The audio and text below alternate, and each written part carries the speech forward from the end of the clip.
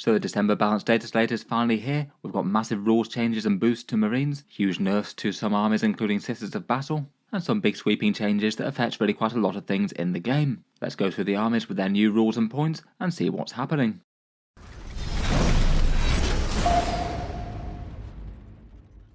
Hello and welcome back to Auspex Tactics, where today we're talking about the December balanced data slate. Really quite a mammoth update to the game, including a whole bunch of important changes, both for more general rules and also for some very specific armies, with certain units getting kind of enormous buffs and nerfs.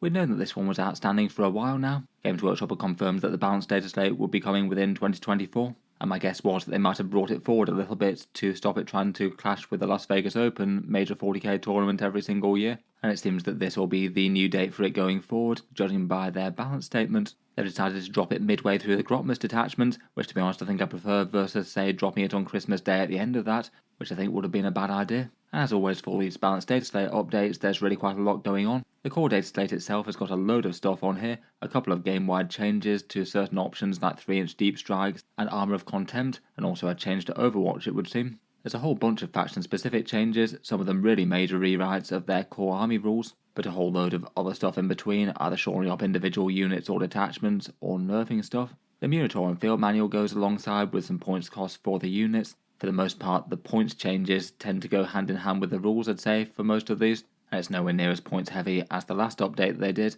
plus a few other minor FAQs and things in various documents. They also announced that the balance plan is going to be changing for 2024. Over the first half of 10th edition, they've basically alternated it by doing a rules drop, then a points only drop, but now they're just going to do rules and points each time, which I think maybe isn't the worst idea in the world, given that a lot of things are just better fixed with rules changes than points changes. It maybe stops them saving up literally every rules change they want, or for a couple of massive drops in the year, which feel extra overwhelming. In any case though, there's loads to talk about. Perhaps some of the biggest changes coming for Marines, Sisters and Genestealer Cults, though there's lots more for the other factions, so let's jump straight in. First up, for the core rules changes, as rumoured, there was a change to 3-inch deep strikes. They've become 6-inch deep strikes across the game. The core bit at the top of the balanced data slate just says that any stratagems change from 3-inch to 6 inches, but then there's individual changes for each unit out there that could do it in some way or another. Things like Inceptors, Aquilons and Collector Assassins, or saying they can only go to 6-inch deep strike, and the abilities specifically state that you have to turn up in your movement phase, so not the enemy one. So those units can't be used for gamey charge blocks with rapid ingress if you want to. Seems this one does tally with the previous leaks, and it really is quite a major impact on the game. 3-inch deep strikes are one of the most powerful abilities that a lot of detachments have. Just being able to guarantee that you can pretty much land a unit somewhere threatening in your opponent's army, and then auto-complete certain secondaries, or occasionally do other gamey things. Perhaps swiping primary objectives is rather big. It just means that the rule's going to be a bit less prominent, slightly easier to screen a 6-inch deep strike, and a bit less possible to drop the unit and also hide at the same time, say if you're trying to share a ruin with your opponent's unit. And it is an effective nerf to any of the units and detachments affected. Most of the units went down in cost, but that's not something that it can do for the detachments, so that will be a nerf to certain armies like Grey Knights and Chaos Demons and things. I feel like it's maybe not the worst change to make it a little bit less prominent. It's maybe just a tiny bit hard to balance with certain armies that really want to hide some units. I still think you could also argue that it could just be a powerful ability that, if costed right, could still be balanced. Space Marine Inceptors seem to be in that camp at the moment.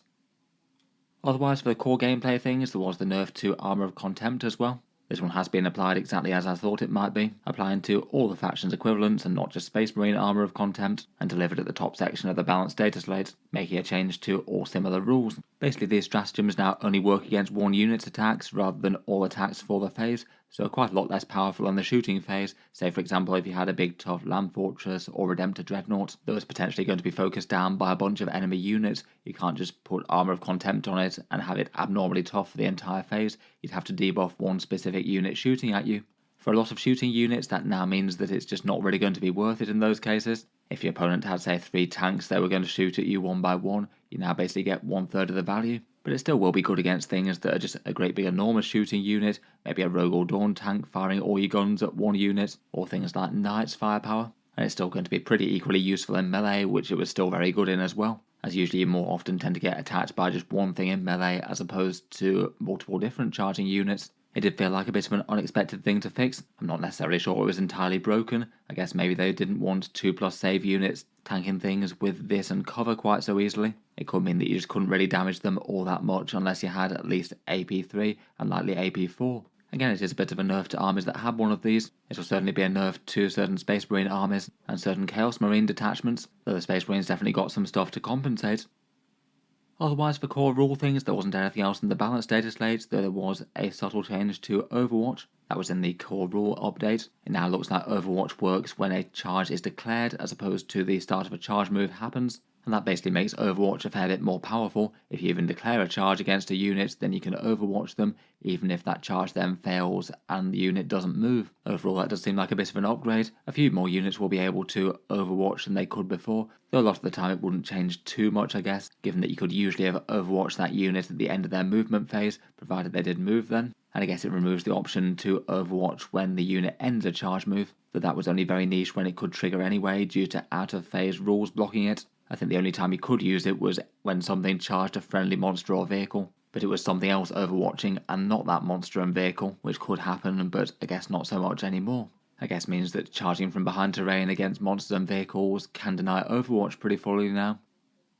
Let's get into the 40k factions properly though, and we'll go through for Imperium, then Chaos, then Xenos. Games Workshop had promised some big updates for Space Marines. It looks like they're one of the most changed factions in this one. The one enormous buff for Oath of Moment for core codex chapters, a big nerf for fire discipline, and then a whole bunch of buffs for various different datasheets, some of which are absolutely enormous. And then characters have been made a little bit more interesting. The chapter specific ones often handing out extra objective control to certain units that their chapter fights with. The Oath of Moment change is perhaps one of the single biggest and scariest though. Basically, if you're playing with a Space Marine chapter that isn't a divergent chapter, so not like Blood Angels or Dark Angels with access to their different units and things, when you're targeting the Oath of Moment unit, you now also get to add 1 to the wound roll. This one's a pretty massive boost. Previously it was just reroll hits, now it's reroll hits and +1 to wound. Still, I'd say not as powerful as the index version where it was reroll wound rolls and you could have some added synergy with devastating wounds, but maybe that's for the best. Oath of Moment was already a fairly solid damage increase, but this will be far more so. It really is going to help out core codex Space Marines take down any big, tough, strong enemy units, and will be extra helpful against things like Imperial Knights and Adeptus Custodes. Any units that basically have to march up the board and take damage really won't like this, but it won't be quite as effective against armies that want to play a more sort of guerrilla warfare style and have multiple small units. On paper though, it does seem kind of terrifying, and definitely feels like a strong enough boost that we might well have core codex Space Marines outcompeting some of the divergent chapters, at least more so than before. At the same time though, the Fire Discipline combo for Gladius Task Force now seems to have been done away with entirely. Fire Discipline is the 40-point enhancement that gives you sustained hits and critical hits on a 5+ and Devastator doctrine. It seems they've decided they just don't want that in the game at all anymore, and now you basically no longer critical hit on a 5+. Instead of that, you now get the much worse boost of re-rolling advanced rolls in Devastator Doctrine, and they didn't decide to either reduce the points cost on Fire Discipline so it's still a whopping 40 points, or decrease the cost on the units that seem to have been the ones that were paying for Fire Discipline, like the Apothecary Biologist. He's still up at 70. I don't know if they maybe thought that that would be too much along with Oath of Moment as well, or if they wanted to make Gladius less stand out compared with the other detachments, but either way it's a massive blow to the Gladius Task Force and the combos that tended to revolve around it. For unit changes though, Space Marines had a lot of datasheets just focally targeted in one way or another. Heavy Intercessors have been skewed to be a little bit more of a damage dealer unit as opposed to just a tanky defensive one. Their bolt rifles were altered to strength 5, AP 1 and damage 2, and their heavy bolter alters to hit on a 3+ at base and also have the heavy keyword still. That has come with the squad's points increasing to 110 points from 95 though, so there's definitely a bit of give and take. I think my first instincts are though that they'll probably be a better and more well-rounded unit after that. They're still going to be decently tanky for the points cost, but now maybe less able to be ignored with those big punchy bolt rifles taking down elite infantry in one shot. The Gravis Captain's Mastercrafted one also went up to strength 5, AP 1 and damage 3 now. For the Infernus Marines, they went up from 80 points to 90, but their Pyre Blasters gain AP -1, and the Battle Shock debuff that they put out has a -1 to the test now for infantry. I say the 10 points seems pretty reasonable for getting the AP -1. It makes them far more useful against other targets that aren't just light infantry. 5 of these guys overwatching is going to be really quite punishing with that amount of heavy flamer style fire. Inceptors dropped down to 120 points, though their meteoric descent went down to 6 inches from 3. I feel like that's maybe at least a reasonably fair trade-off. Still useful and still paying a premium, but less than before. One of the biggest and most surprising changes were the Intercessor squads, who basically seem to have got some of the most effective base bolters in the game now. In addition to their sticky objectives rule, they also got one that allows them to basically double down on their bolt rifle fire. If they all target the same units, then they get 4 attacks rather than 2. So a unit of 5 would be spitting out 20 attacks with those bolt rifles, which is kind of mad. I'm surprised there's not more restrictions with that, such as remaining stationary or once per game or something. It means that standard intercessors will just absolutely go through enemy hordes like nothing. I feel like both this and the heavy intercessor change would be pretty good for the Anvil siege force, both of which really quite like their bolter units.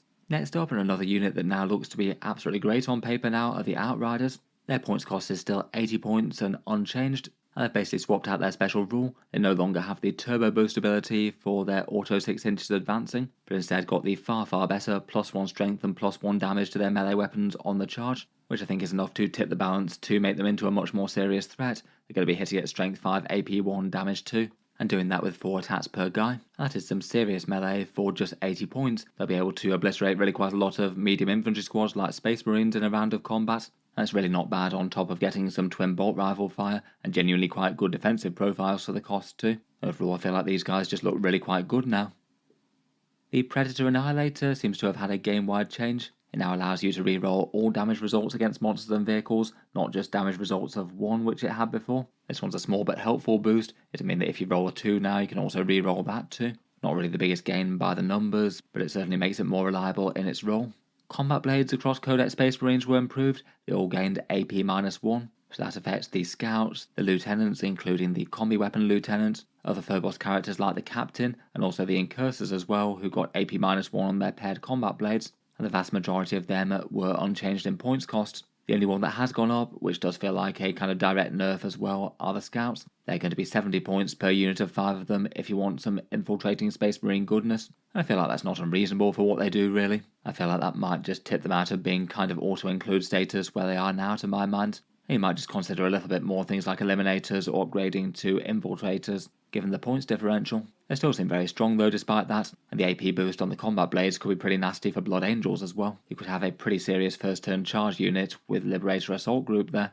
Next up, Reavers also got that combat knife change, so they get AP-1 melee with the blade loadout. They did increase from 75 points to 80. Games Workshop do appear to have given them another shot at trying to make them work somehow, and tweaked their special rules as well. Terror Troops no longer has leadership debuff auras, and instead it's changed to a -1 objective control for non-monster or vehicles within 3 inches. That means that they'll have about similar sort of weight on objectives to things like the troops with their OC2, at least versus enemy OC2 things. On top of that, their fearsome assault rule is still battle shock at the start of the fight phase, but you get the -1 to the leadership test innately, rather than being part of the second rule now. I think the AP boost is interesting enough, and you can still do that potential interesting deep strike charge with the Phobos Lieutenant if you want to. I feel like just a little bit of AP makes that entire manoeuvre a lot more viable. The Repulsor Executioner gets Transport 7, which did feel like it was a little bit left out for that, given that the Impulsor went up from 6 to 7. I feel like the transport capacity tends to be a little bit of a bonus for that one anyway, though I guess if you want, you could have, say, 6 Blade Guard with a character in the vehicle now, or the same for Inner Circle Companions.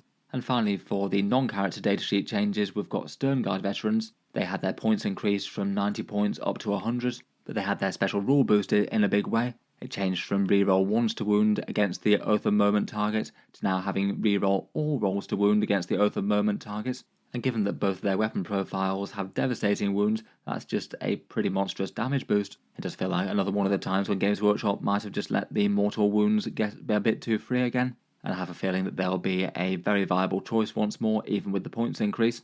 And potentially even more so, given that they'll be wounding things in general a bit easier with Oath of Moment given the boost. Nice to have a bit more viability for them once more, as they have been kind of overshadowed for quite some time. Finally though, we get onto the Space Marine characters, and basically a selection of the non-divergent characters grant objective control to various different units. Lysander gives it to Terminators for OC2, Ironfather Phyros makes Heavy Intercessors OC3, Kayvon Shrike gives Jump Intercessors OC2, Corsaro Khan gives Outriders OC3, Vulcan Hestan has OC2 Infernus Marines, and Pedro Cantor has OC2 Stern Guard. All of those apply army-wide and not just to their lead unit or anything like that, and I guess gives you one extra incentive to play those different chapters as opposed to just going Ultramarines, who are kind of notable in the way that they don't get one of these abilities. I feel like the changes are meaningful enough, just gives the units a bit more weight if you're going heavy on them anyway. And between this and the +1 to wound on Oath of Moment, I feel like you might have a bit more arguments to using their fluffy formations here, as opposed to in one of the Divergent chapters with their additional unit access. It only gets applied to one character for each of them though, so it's only Vulcan Hestan and not Adrax Agaturn of these Salamanders. And I feel like a few of the choices are a little bit weird, kind of strange that it's the Iron Hands that get the heavy intercessors and not the Imperial Fists to my mind. I'm sure the Imperial Fists will still be enjoying the great big damage to bolt rifles. Otherwise, for Ultramarines, it looks like 3 of their most taken characters have gone up in points, but Rabute Gilliman has also received a rather great buff as well. Marnius Calgar has gone up to 200 points and Uriel Ventris to 95. Both of those guys were kind of massively stand out before, to the point where you wouldn't see as many of the other chapters played. I feel like that's not unreasonable. I think both of them will still be usable at those points costs, but it certainly makes them less auto-include. It seems Rabute Gilliman has seesawed all the way back up to 345 points, but that comes also with a great big benefit baked in, as he now gets 2 Author of the Codex abilities, not just 1, so that effectively means he gets the rather godly buffs of both having the free stratagems within 12 inches and also having double Oath of Moment, and double Oath of Moment got a lot better as well due to the +1 to wound that you get on it now.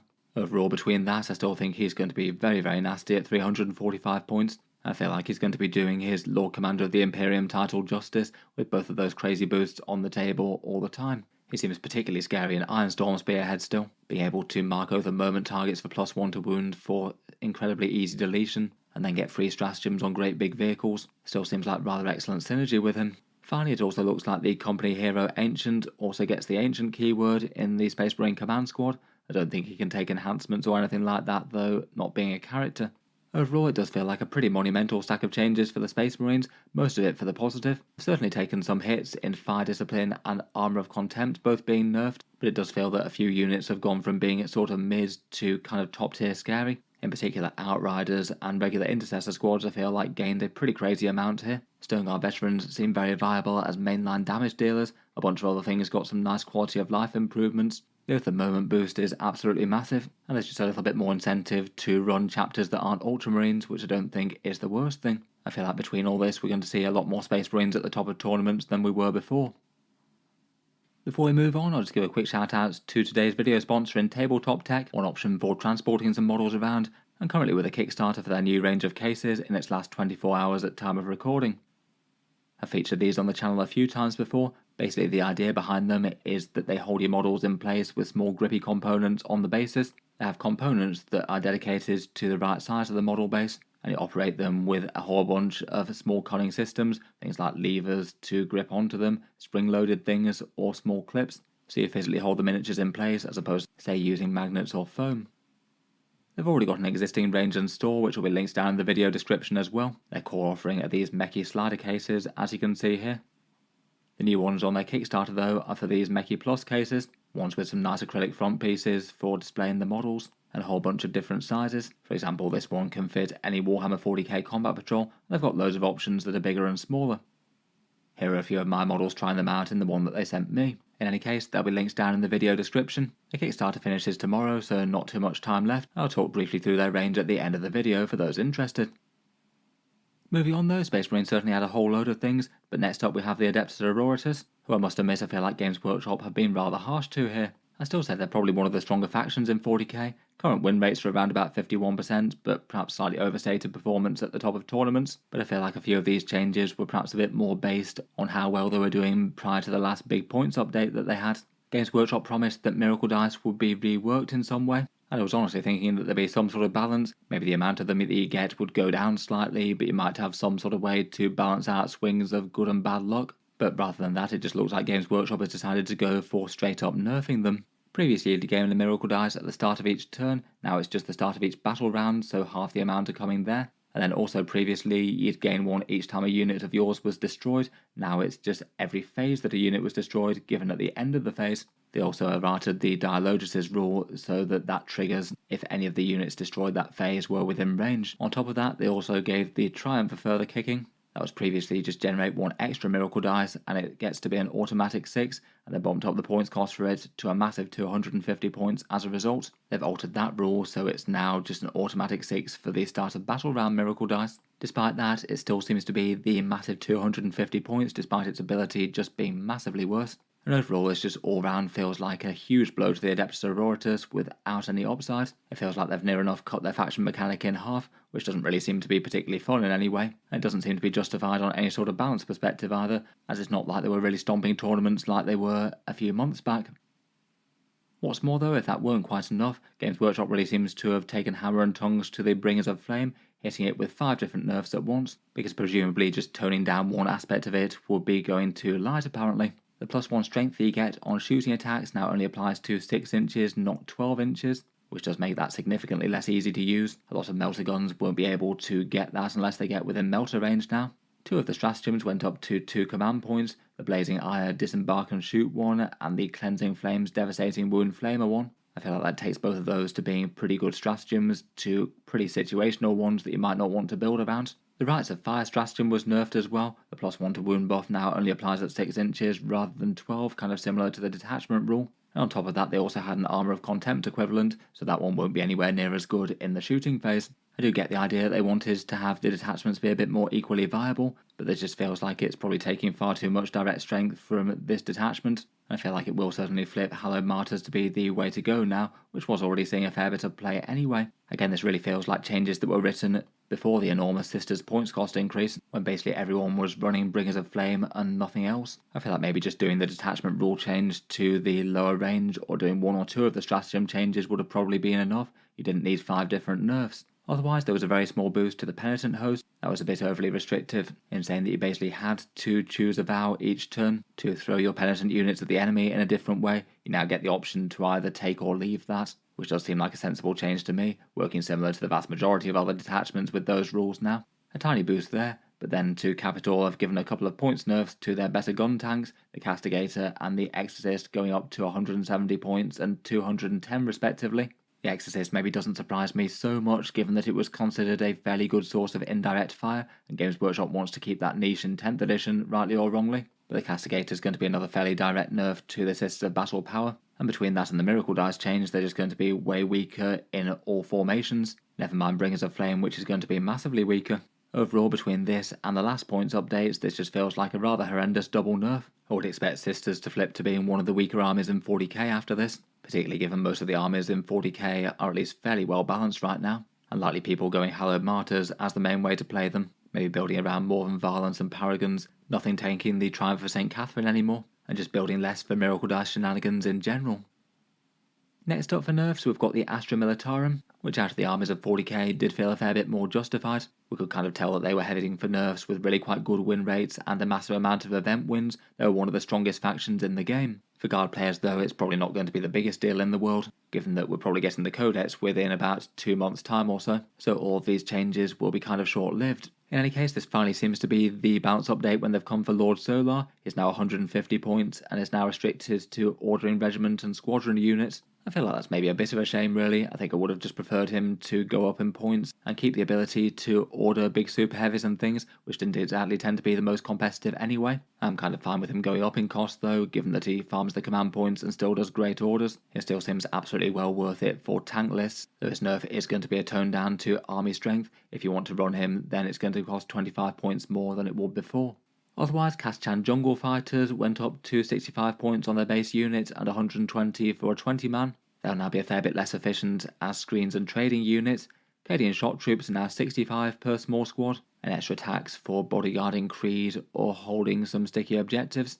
Chimeras got a fairly hefty points increase, going from 70 to 85. To be honest, 85 points still isn't awful for them. They were weirdly cheap before and do have some fairly fun firepower. Gaunt's Ghosts take a small hit to 110. Still seem kind of fine though, and I feel like 10 points to upgrade a Calidus Assassin into them still seems reasonable to me. For Ogryns, they nerfed the bigger squad but not the smaller squad, which still seems like a great deal at 60 points. Them and the Bulgrin won't be able to be ordered by Lord Solar anymore.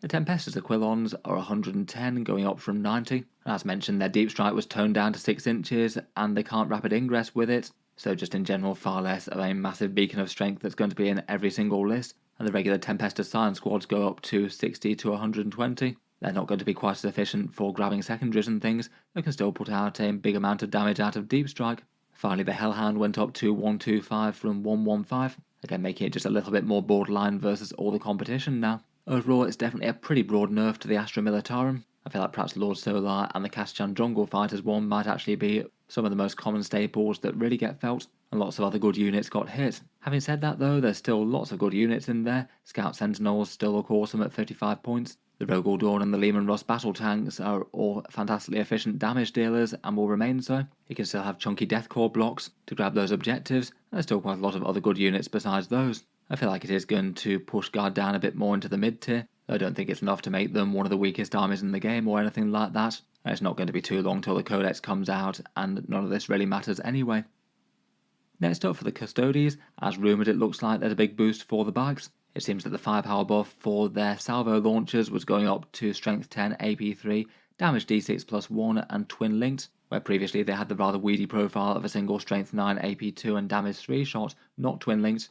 It now means that Custodes bikers will actually do some somewhat solid damage to things like toughness 10 vehicles. You average 7 wounds to one of those, never mind their melee. And the bolters also got buffed as well. They're now strength 4, AP1, damage 2, rapid fire and twin linked, so kind of have a bit more of equivalent with the Guardian Spears. As well as that, they also got toughness 7 and 5 wounds, so are really quite significantly tougher to take out. Their melee is already pretty nice with Guardian Spear style stats, but with the Lance keyword. And finally, on top of all of that, they can now use their Quicksilver Execution once per game move. If they move normally, they no longer have to advance to trigger that, and that means that if they swoop over a unit, they could be doing around about 2 mortal wounds per guy. That's a nice extra damage boost if they do get the chance to move around when they're close to the enemy. Previously, they basically never ever want to use that, given that it didn't make sense to pass up their shooting and charging. Overall, I'd guess that all that for 5 points per guy. Absolutely feels like it's flipped them from being one of the weakest units in the book to one of the strongest. I'm sure we'll see plenty more of these coming to tabletops in the future.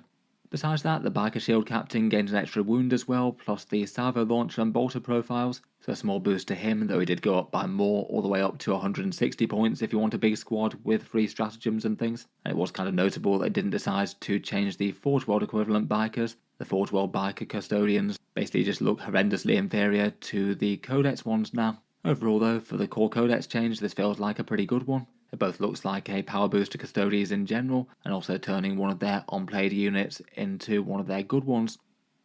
For the AdMech changes, it was pretty minimal as well. Cheaper Castellan robots by 5%, 2 model units go down to 180 points, 4 models to 360. I feel like as it goes, that's a pretty handy small targeted boost there. They weren't really being played in competitive lists at all, and they really felt like the unit the Games Workshop should buff, if any of them.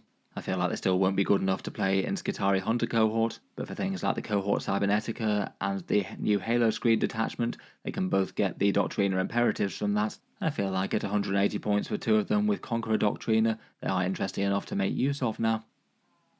For the Grey Knights, unfortunately it's mostly bad news. Their Dread Knights took a tiny nerf, going up from 5 points to 210. I feel like on the face of it, that affects this by 15 points or less, which isn't really going to alter much. Maybe feeling a little bit harsh given their kind of low win rates at the moment comparative to the rest. By far the bigger nerfs though I think come from the core Dataslate changes. Armour of Contempt changes their true silver armour and means that's far less effective against enemy firepower. Really not good for an army that relies on 2+ saves, and they could make some really good use of that. And also the 3-inch deep strike going to 6 inches also tones down one of their better stratagem options. As a result, feels like that new Grotmus detachment that they got will get even more prominence. It certainly did seem at least fairly scary for the Dread Knights before. The damage output was kind of massive, even if there were some big trade-offs. With the balanced Dataslate changes though, with Armour of Contempt and the 3-inch deep strike both being nerfed, those trade-offs are far less than they were before. I wouldn't be too surprised if a bunch of people pivot towards the Purify style detachment with the massive rerolls as a result. For the Imperial Knights, the changes were weird. For no apparent reason, both Armiger Warglaves and Armiger Helverins both went down. 140 points for the Warglaves and 130 for the Helverins, which just seems really quite odd overall. They were both absolutely good units already. Imperial Knights weren't weak as a faction, and some lists that I've seen certainly had already gone really quite heavy on the Armiger spam to win games. There just seems to be quite a good variety in the Imperial Knight army list, more so than Chaos. Some armies going very heavy on the Armigers, some much more so for the big Knights. I guess we know their Codex is on the way in the not too distant future, so again might not be all that much longer until we have some more definite changes for the army. But in the meantime there seems like a small but very definite power boost to the faction. Most lists I feel like are going to save somewhere between 40 and 80 points on that, enough room for another enhancement or two, or upgrading a big knight into another one if you want a pricier version. For the Imperial Agents, if you wanted to make use of the faction as a standalone army, it's kind of disappointment really. Despite showing some really quite cool love for the Deathwatch in their individual index, the actual core Agents army list just hasn't really had anything done to it, maybe underlining that Games Workshop seem to want to keep this as a fun and fluff detachment for now, though I guess it's always possible they could change their mind in a future balanced data slate. Kind of a shame really, as it really wouldn't be all that hard just to give them some sort of really basic whole army special rule that applies if you're fielding Imperial Agents only. Maybe something handing out some lethal hits or similar to help them take down a couple of tougher targets, but it seems like that's not going to be the case for now. The only changes that they got were an Allied Vindicator going down to 125 points, which still seems pricey to the point where I'm not sure many people are going to take it, but at least isn't quite as ridiculous as 150. He can still have some interesting utility sniping lone operatives. Otherwise, the Collectors got the Deep Strike nerf, going from 3 inches to 6 inches, and while a few people were using them before, I feel like it's going to be more clearly just everyone going for Calidus, which is what they tended to do anyway. Finally, for the Imperium, we've got the Divergent chapters, which are all going to have taken a big blow relative to Codex Space Marines in not getting that boosted Oath of Moment change. I have a feeling that as a result, a fair few people might well pivot their Divergent chapter armies to be counters core Codex Space Marines in some way, at least on the Grand Tournament scene. Black Templars are maybe a bit disappointing not to have seen a bit more help. They did get some slightly punitive changes in the last balance update, making them look a lot more lower mid compared with some. Win rates are around about 46%. But it seems that changes have been kind of minimal here. Their repulsor variants are now just 10 points more than the Codex ones for the Votann multi-melter. Nice to have that evened up I suppose, and both of those seem like pretty reasonable upgrades to have the extra big gun. They get the transport change to the repulsor executioner, and the regular Crusader squads get their neophyte combat knives to go to AP1 like the rest of the combat blade changes. Overall nothing major changed for the Black Templars in their actual unique stuff, though I guess they certainly could have some interest for a few of the new Space Marine datasheets, things like Stern Guard Intercessors and Outrider buffs, just the same as any chapter. For Blood Angels, they've been doing fairly okay, most people running Liberator. They've just had a few internal balance tweaks. Mephiston goes up to 135 from 125, which I'd say makes him still usable but less standout. The Sanguinary Guard go down from 135 to 130, which feels to me like they want to sell more kits of them. They already certainly felt like the focal melee damage dealers of the army, and that's going to make them yet more tempting, and potentially more so in individual units not supported by characters. Finally, Rage Fueled Warrior goes up to 25 points. That was the 10-point one that can create the Crazy Smash Captain combo in the Liberator group. He'd now be 105 points for the Captain with the big bonus attacks and all the damage in the world. A bit pricier for that, but I still think that's reasonable enough with a unit of Assault Intercessors jumping out of an Impulsor. Still very justifiable if you want to include him, I think. They will also like some of the changes from core Codex Marines too. Scouts might be 70 points, but getting the extra AP on combat blades makes them a pretty serious first turn charge threat to a whole bunch of units out there, particularly with the scout move to get them extra close first. I wonder if they might even think about running some units of 10 of them, as well as that Outriders also seem fairly terrifying for Blood Angels on paper. They'll be hitting with 5 attacks each at strength 7 with those AP1 damage 2 attacks, which is pretty monstrous for 80 points. For the Dark Angels, there's a nerf to Lionel Johnson and then Ravenwing buffs. The line jumps up from 285 points to 315, which really is quite a big nasty nerf really. That has been offset by a boosted sweep profile. He gets damage 2 on those sweep attacks now, so 16 attacks with sustained hits 1, strength 6, AP 3, damage 2.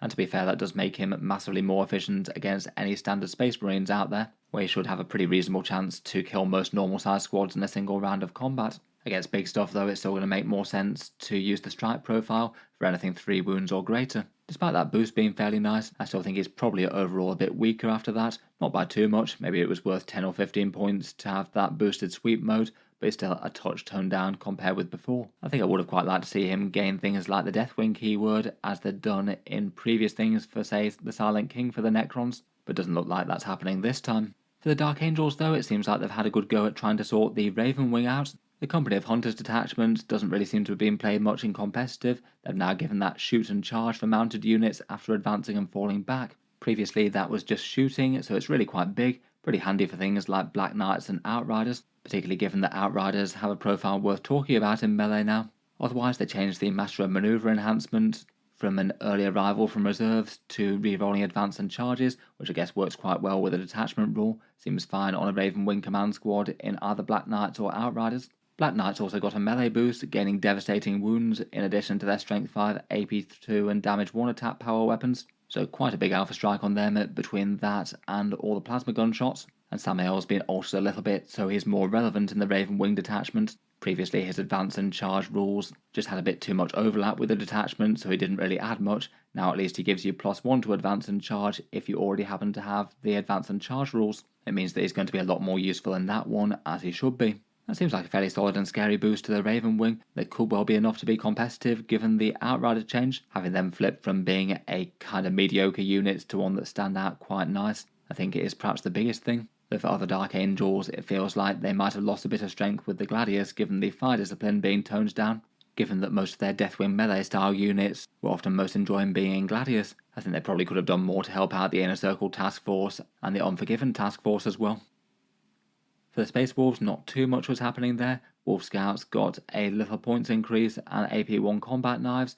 Wolfrun got a small points increase of 5 points per 5 models. Neither of those I'd say are particularly enormous changes, and their Stormlance detachment might get a bit more focused now, given that now you've both got Thunderwolves for the big devastating Strength 5 damage 2 attacks on the charge, and you can now also do the same with Outriders too. Might be doubling down a bit, but feels like there could be roles for both units. Finally for the Imperium, we've got the Deathwatch. They don't have any updates in this one, but their index point section is back in the Minotaur and Field manual, basically copy-pasted from the Grotmus detachment. It seems that the other Grotmus detachments haven't got their points cost listed in this document yet. I guess that'll be the next update. They said they were going to update the app in January, so probably around then. Moving off into the world of Chaos next. And out of the armies of Chaos, most of them got kind of minimal changes. The biggest ones were to Chaos Knights. For the Chaos Space Marines themselves, they will be hit by the Armour of Contempt change for things like the Renegade Raiders and the Veterans of the Long War, and otherwise their changes seem to be pretty minimal. Big squads of Bikers got just that little bit cheaper, 130 points if you want to run large squads of them now. I think I'd still be tempted just to keep them with those very efficient little 70 point units, both having good speed, okay durability, some special weapons and a power fist. If you wanted to run more though for a bit more big synergy and things though, they seem more viable for that role. Otherwise they got the Predator Annihilator change, where you can re-roll damage results of 2 and 3 if you want to now, or fish for a certain high result if it makes sense. Considering the Death Guard's success, I feel like they got off very lightly with the balanced data slate. They've got one of the highest win rates in the game, and in a fairly big chunky stat check kind of way at the moment. Being able to put mass Death Shroud Terminators on the table for 110 points per unit, plus Typhus still being really quite undercosted, and now Mortarion being down to 300 points, so he is also in the majority of lists as well. Seems like all of those big scary Terminators got no points adjustments. Looks like Death Shroud and Typhus are just as powerful as they were before, but also none of the lesser played stuff got help as well. The Blight Lord Terminators are still patiently waiting for Games Workshop to do something for them. I think it really would have been nice for them to maybe shift around their datasheet rule, perhaps give them something like a durability boost or similar, just to give them some argument to take them over the Death Shroud. The only change that they got were the Predator Annihilator boost, which might tempt at least a few people from the Destructor, though that one's still the most played datasheet, and particularly with AP debuffs going around in their main detachment. The only other change was a buff for Mortarion, who's gained Deep Strike. My instinct is though that in the majority of games you might just be best to put him on the board. He's the sort of unit that's just ridiculously durable, so it's kind of happy just to be rolling up the board and taking fire. And it might be good to go for Deep Strike for things like the Death Shroud maybe, given their slow movement. For the other deity traitor legions, nothing much was happening either. The Thousand Sons again got the Predator Annihilator change. Their win rates are doing kind of fine following the massive nerfs last time around.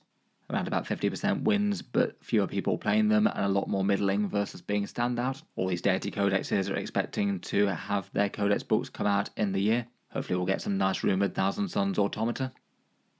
The World Eaters, after a shaky start after the last balance pass, still seem to be doing okay for their win rates and things. 49% or so in grand tournaments and still winning some events. Again, no real changes besides the Predator, and the Demon Prince ability that got nerfed last time around just had its wordings fiddled with slightly. I'm not sure if that was in theory. You might have been able to argue that the rule kind of made that everything had a 4+ invulnerable, even if that clearly wasn't the intention. Not certain of their intent there. For the Chaos Demons, again they've been an army that have been doing rather well on the win rate stats and things. Not exactly the absolute top army in terms of winning tournaments, but certainly a force to be reckoned with by the majority of players out there. They got a nerf to the 3-inch deep strike as the rest of the armies with the ability had, but otherwise a couple of things that seem at least fairly helpful. Screamers getting a weapon skill 3+ and gaining anti-monster and anti-vehicle 4+ on their damage profiles. That seems like a nice damage boost to them, and they were already getting played in competitive lists. Kind of fits in their lore as well, which often has had them being good against vehicles in the past. That might just reduce their utility just a little bit in terms of being a cheap unit running around to do secondary objectives, which was often what they were used for previously. They still seem rather good though, and are definitely more dangerous. Bloodletters went down from 120 points to 110. They seem significantly scary out of the 6-inch drop that they can do, and I feel like that might be enough to tip the balance so that they're seen really quite a lot more regularly, particularly with a Bloodthirster, Scarbrand or Bellicor to deliver them. It seems that once again the near auto-include Great Unclean one with the Endless Gift lives to live another day, so it seems like we'll still see him waddling up to sit on the midfield objectives, though I guess he won't be 3-inch dropping quite as much in the enemy deployment zone. Though still having a 6-inch drop back there could still be really good for him. Finally though, as mentioned for Chaos Knights, they got one of the biggest changes out of the Chaos factions, with a pretty nice boost to their army rule and also some points drops. Again, I maybe kind of wonder if these boosts were perhaps a little bit behind the times from Games Workshop. They did have some really quite bad tournament stats just after the last points alterations, but seem to have recovered quite well. Win rates are around about 49% or so. They're still with the eternal problem of their big knights not really being all that great and being overly focused on war dogs. For the changes they got this time around, it still doesn't really look like it's going to tip that balance at all, but the army rule now triggers with the Doom and Darkness thing, now getting that right from turn 1, so whenever the enemy gets battle shocks you will get the +1 to wound against them, and they'll be -1 to hit you.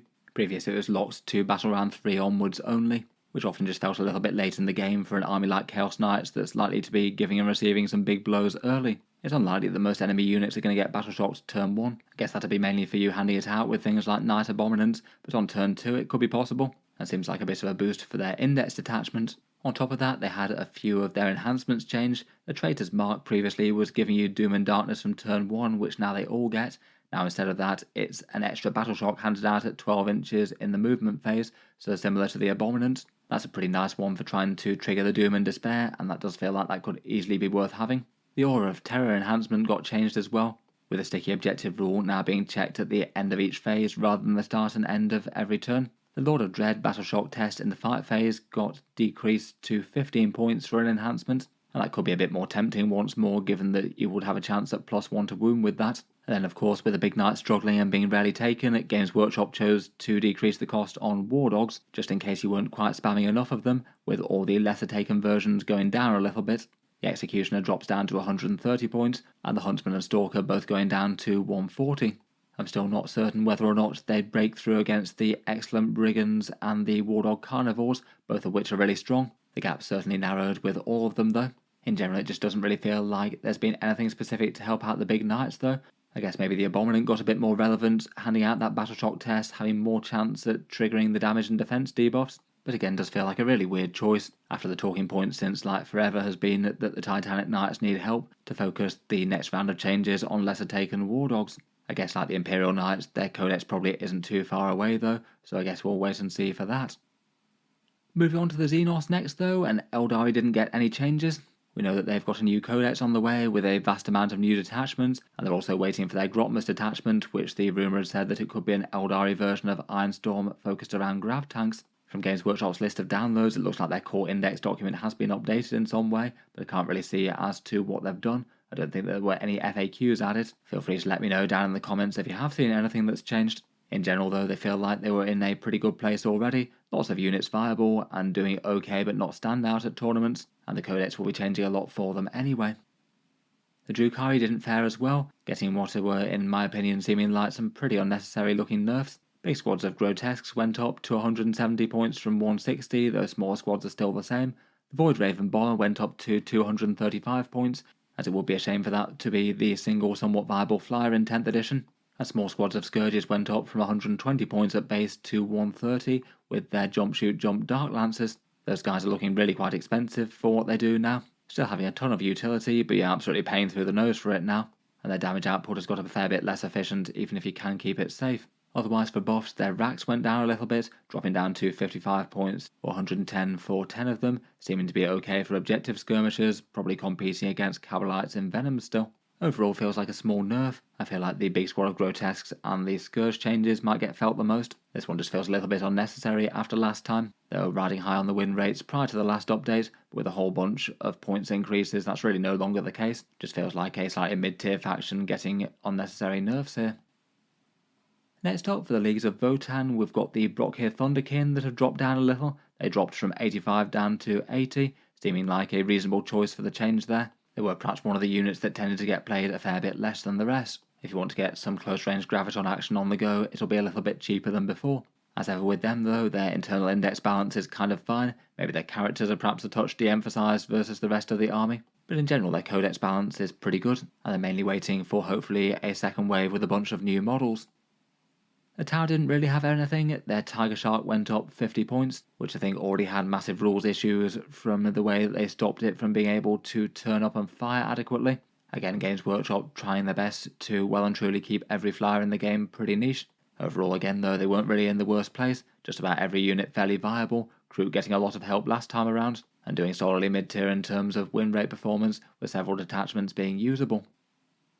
At first impressions, it seems like the Necrons might have done rather well out of the changes. It does potentially look like that doom and gloom around the Starshatter arsenal might well have been justified. Looks like the units that affects in a big way hadn't really got nerfed at all. With both Doomsday Arcs and the Silent King being unchanged, I was kind of surprised at the Doomsday Arcs, to be honest, given that they just seemed to kind of ruin internal codex balance for firepower things, and just be incredibly efficient units full stop at 190 points for their damage and defense. Otherwise though, they were doing kind of well already as the most played competitive faction, and taking down a good amount of tournaments. Games Workshop decided to throw the Annihilation Legion a bone, which I think is fun. The boss for that one were largely focused around melee before. They've now added a bit to the core rule which actually helps out the ranged destroyers too. They decided to give them a little bit of extra AP if they're shooting against their closest target, which seems really quite nasty on things like the Locust Heavy Enmetic Exterminators with the vast amount of shots that they can fire, or things like the regular Locust Gauss Cannons, which would be extra nasty at AP3, never mind all the nastiness that they can do to things on objectives. Seems like quite a nice feel-good change there. I felt like that detachment was a bit weird in that it didn't really help the ranged destroyers before. It does seem that Games Workshop have perhaps come down unnecessarily hard on Hypercrypt Legion though, again feeling like this is a double nerf that wasn't really needed. Having their Cosmic Precision Stratagem go from a 3-inch deep strike to a 6-inch was already a nerf in itself, given how important that stratagem was to the whole detachment, but then on top of that you can now hyperphase with one less unit per turn. An Incursion it's only one unit now, Strike Force it's 2, and Onslaught it's 3, so you won't have quite as many units bouncing on and off the board to do secondaries and take up firing positions. It's still a useful rule, though I think you probably want to make sure you've got that extra enhancement so you can do the extra unit now, and make sure that you can still be returning a bunch of units into reserve. Feels like between that and the release of the Starshatter, I wouldn't be too surprised if the Starshatter arsenal becomes the most powerful detachment, though I guess we'll wait and see on that front.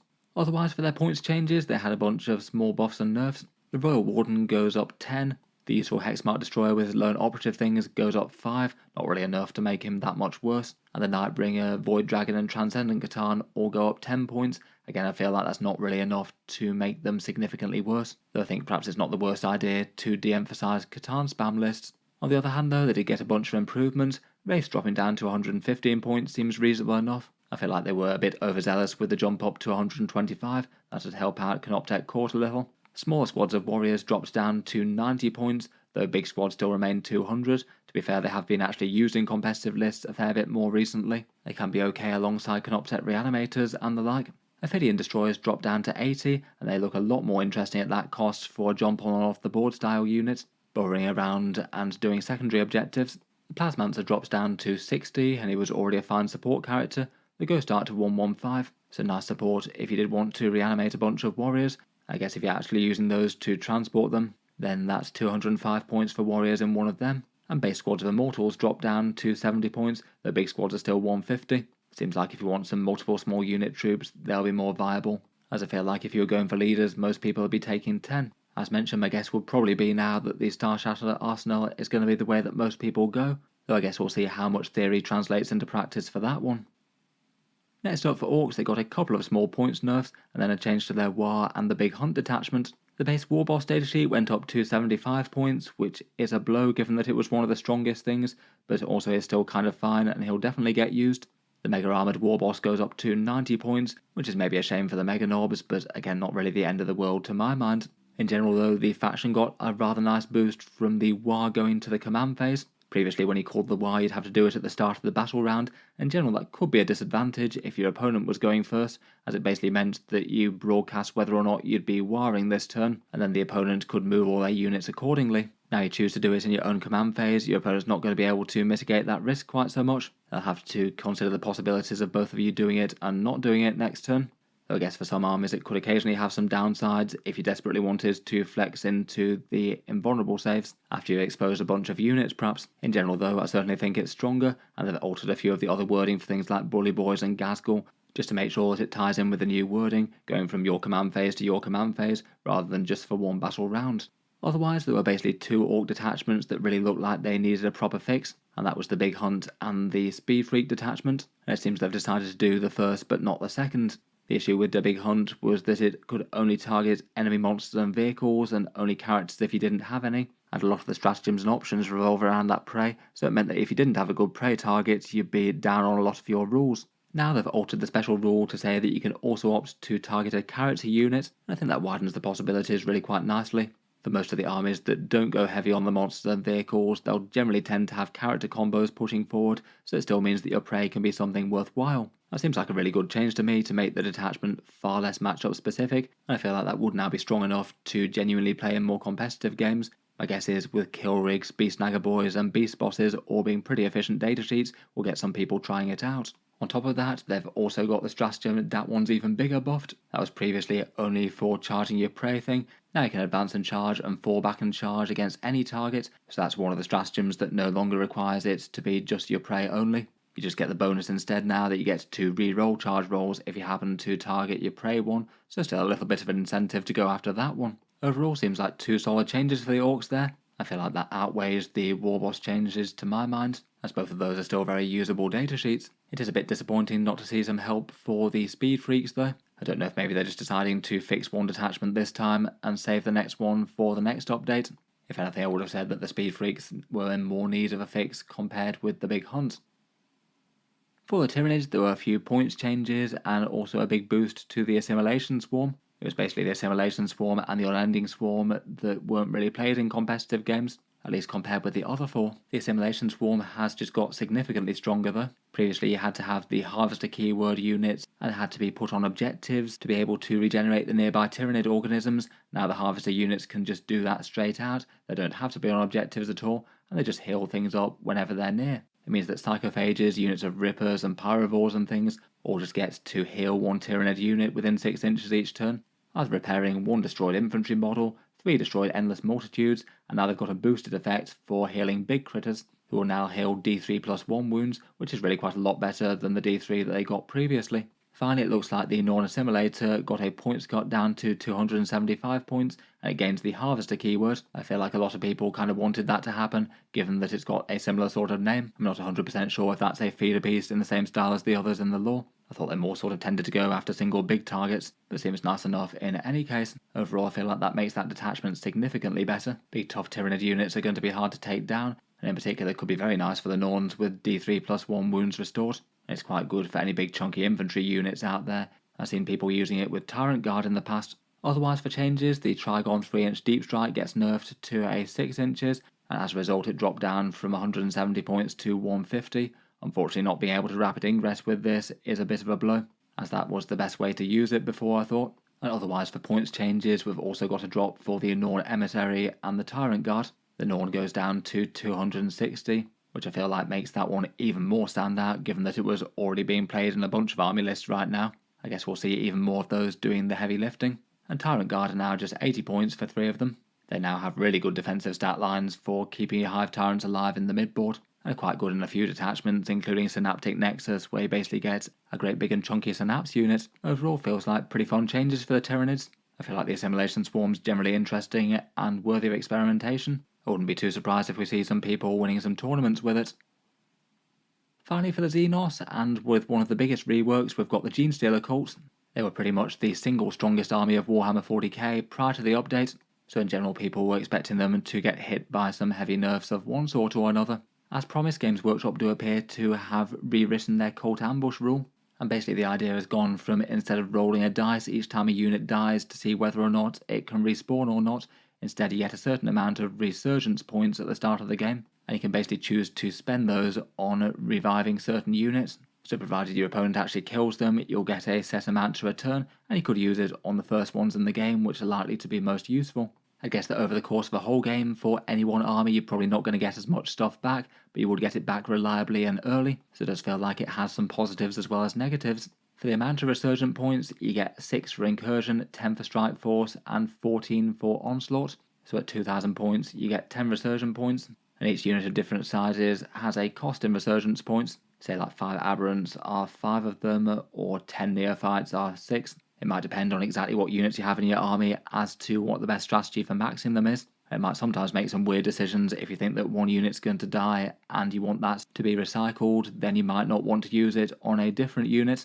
Still feels like there could be a few big decisions as to whether you use it or not. In any case though, for a bunch of the more normal size units, it feels like at 2,000 points you get 1 max size squad back and 1 smaller size squad back, or potentially a little bit more than that for Acolyte hybrids and hybrid metamorphs, which get some slightly discounted rates versus the rest. The idea is that those units then get placed into Cult Ambush, and they can either come in via appearing at a Cult Ambush token within 3 inches of that, or normally via Strategic Reserve rules. I probably need to think about this one a little bit more, but at least on paper that sounds like the Strategic Reserve rules would let you come in via your normal Deep Strike, and kind of make the tokens feel a little bit redundant as opposed to maybe some manipulation type stratagems perhaps. But the way it's written at the moment maybe makes me think that you're basically just going to be able to deep strike your unit basically wherever you want on the board the next turn, I guess unless you're Jackals, which don't have the keyword. Overall doesn't feel like the worst change for them though. Guaranteed revivals early in the game, even if you won't get any later, isn't the worst. I wonder if it might skew army list construction a little bit towards things like Acolytes and Metamorphs. They were already good units and they seem to get the best value in terms of resurgent points here. You could potentially get 25 models back if you max them out, so it might just be a little bit more temptation to use those. Otherwise though, for points and detachment changes, the Host of Ascension had its 3-inch deep strike toned down a little bit. As for the rest, that's just now the 6-inch deep strike one, and you still can't charge as per the restrictions section. The Outlander detachment rule was slightly nerfed. You now only get +1 to the objective control of units if they're not battle shocked, and that's quite a lot worse than it was previously, given that it was previously double the objective control characteristic, quite powerful for things like their vehicles.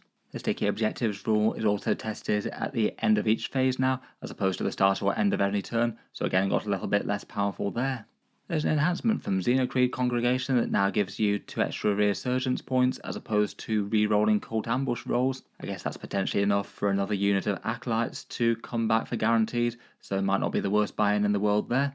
Demolition charges go to 8-inch range rather than 6 inches. I guess that means they can still use those out of that Host of Ascension close drop stratagem and just helps them out and gets them a little bit better in general. The Kellamorph took a nerf with only being able to shoot and reactive move within 9 inches now, rather than the 12 inches that it had previously, which was kind of big.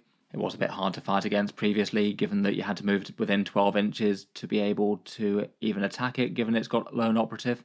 It's now a bit more normal and in line with other lone operatives like the Combi Weapon Lieutenant with those sort of abilities. And then out of the points changes, they were kind of surprisingly minimal really. The Ridge Runners went up to 85 points, which did seem like an obvious change that they could have nerfed, given that they're pretty much absolutely auto-include in every detachment, and I'm sure still will be with that Godly AP debuff.